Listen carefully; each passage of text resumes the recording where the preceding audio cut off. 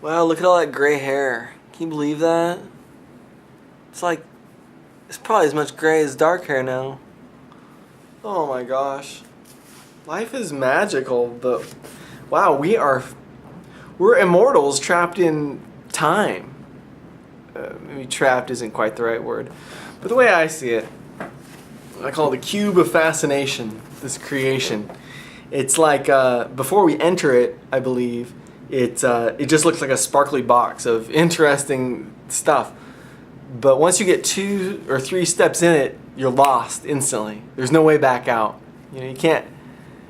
The only way out is to follow that golden thread, the mythical golden thread, which is really our heart. Follow your heart. It's always connected to God and the divine. And sometimes when you have a heavy heart, it's just sad.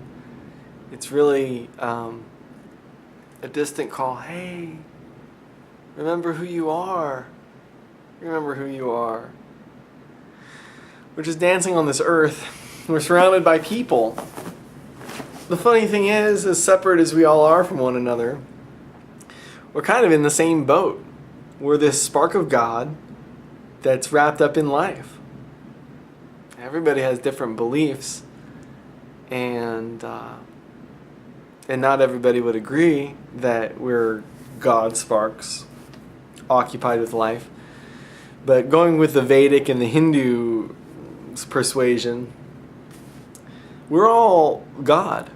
And so every single person you see, the thing in them that's real, the little piece of them that's not changing and ephemeral, is none other than the Holy One.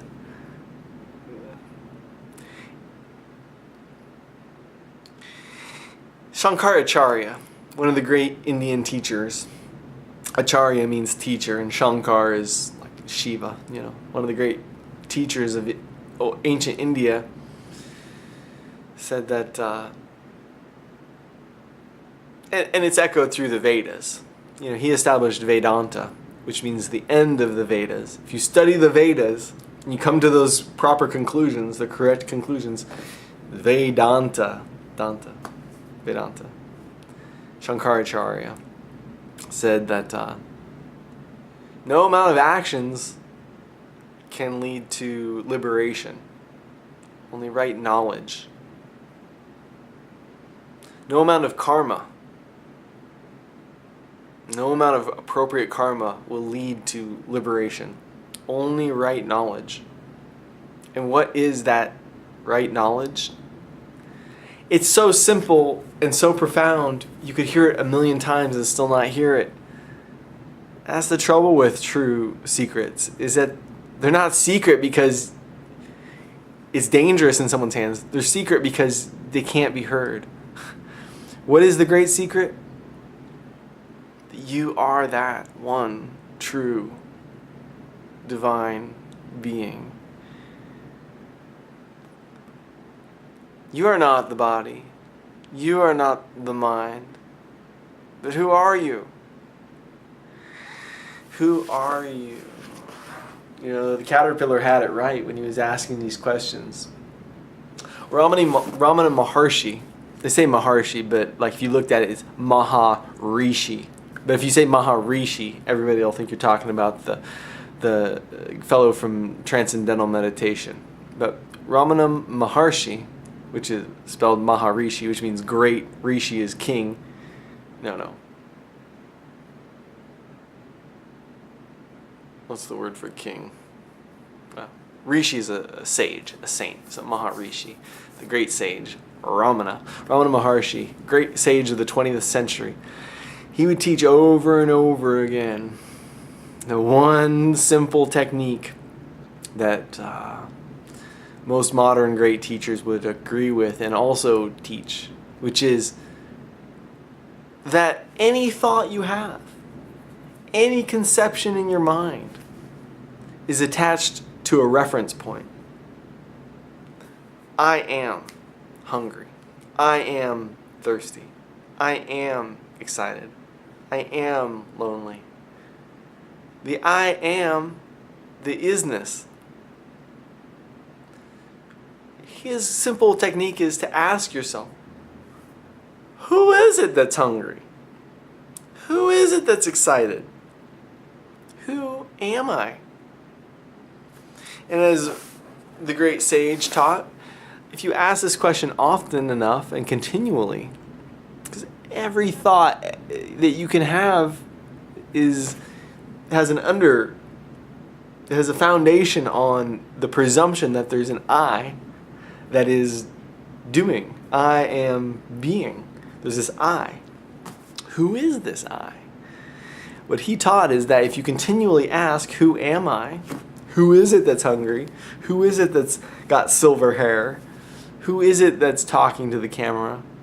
Who is it? Who am I? If you keep asking this, it's like if you're tending a fire with a stick. Eventually you tend the fire and the fire consumes all of the logs, but in the end the stick itself is also consumed in the fire, in the tending of the fire. So even that question will be consumed by being. The nature of realization is that you can't communicate it in words. The vehicle of understanding is consumed into that state of being. Have a gentle heart. Have a lucid mind. Pray. Do good works. Repeat the name of God. All of these things are going to be helpful. The way I see it sometimes is that we are lost in the cube of fascination. It's a labyrinth of mirrors.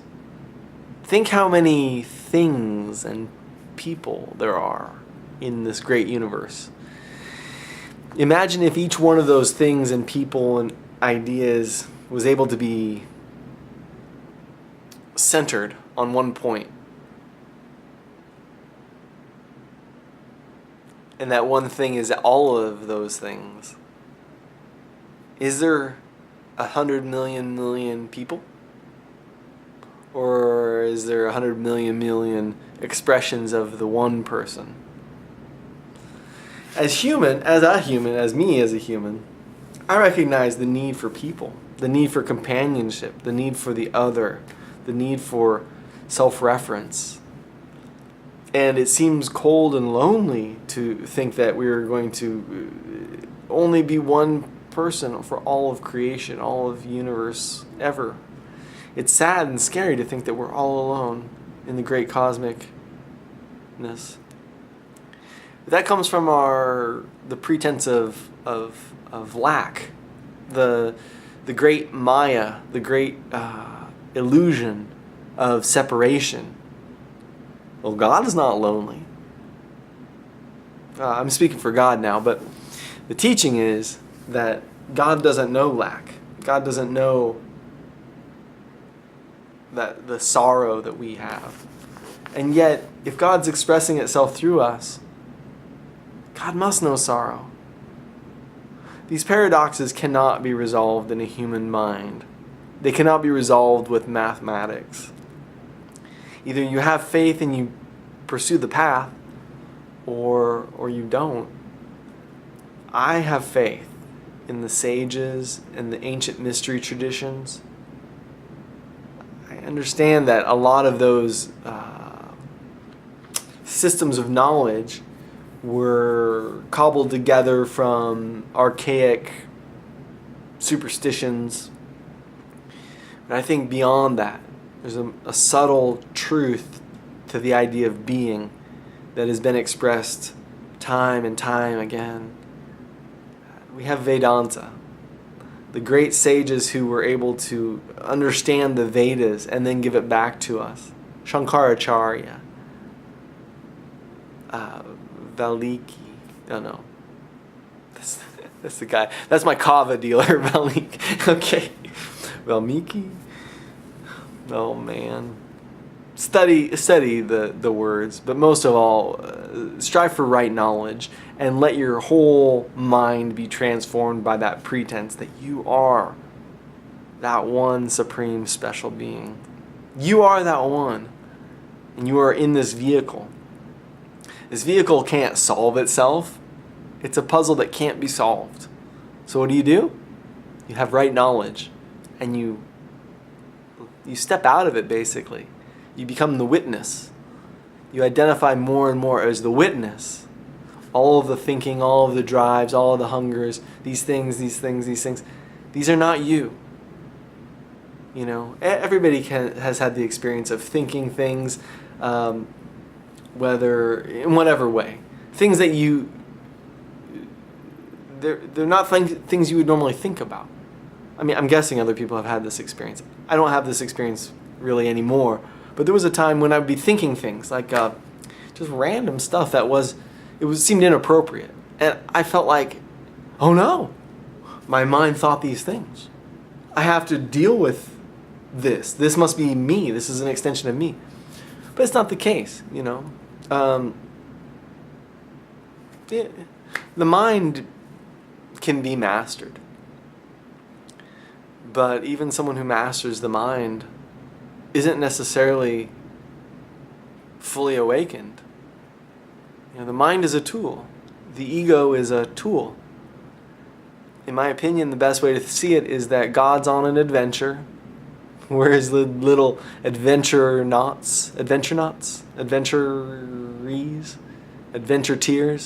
musketeers,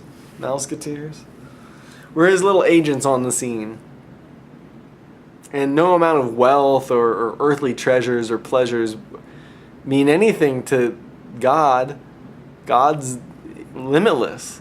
What is important to God is having his little vehicles, us, solve the simple mysteries of habit and being loving and being understanding. Understanding, learning, and loving. This is the real meat of the meal on earth. As a human, you can have nice cars, comfortable air conditioning, beautiful lovers, great children, all of these things, be wildly successful in the world.